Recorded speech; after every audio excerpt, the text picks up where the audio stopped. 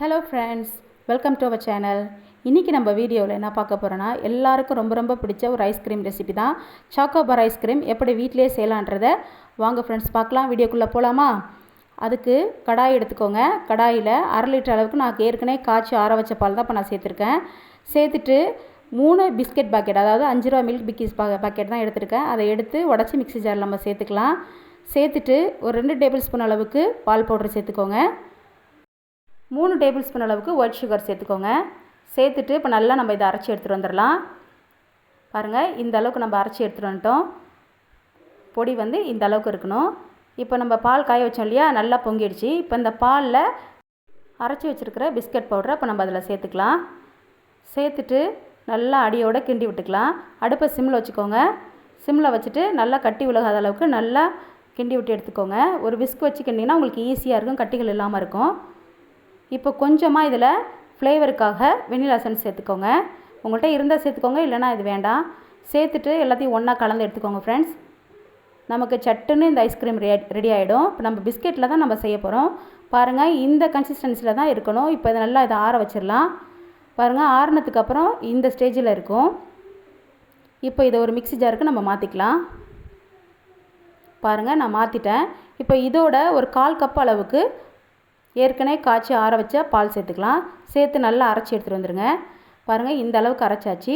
இப்போ ஏற்கனவே உங்கள்கிட்ட ஐஸ்கிரீம் மோல்டு இருந்துச்சுன்னா இப்போ நீங்கள் அதில் சேர்த்துக்கோங்க. அப்படி இல்லைன்னா உங்கள்கிட்ட டம்ளர் இருந்துச்சுன்னா டம்ளரில் நீங்கள் சேர்த்துக்கலாம்.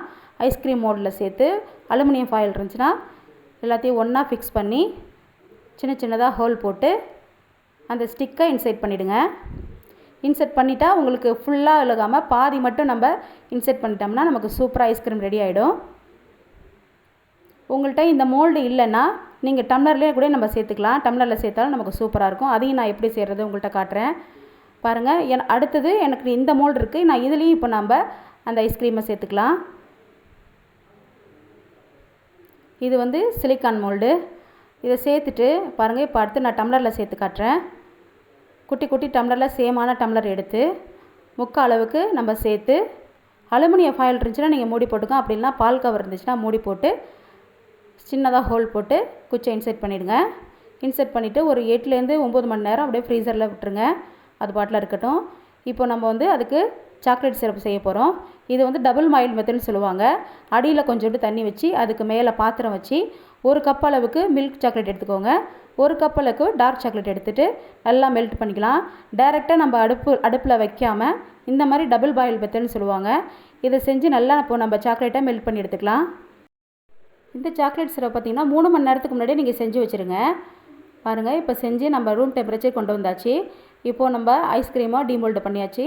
இப்போது எடுத்து வச்சுருக்கிற சாக்லேட் சிரப்பில் ஐஸ்கிரீமை நம்ம உள்ளார விட்டு டிப் பண்ணி எடுத்தோம்னா நம்ம சாக்லேட்லாம் எல்லாம் அப்சர்வ் ஆகிக்கும்.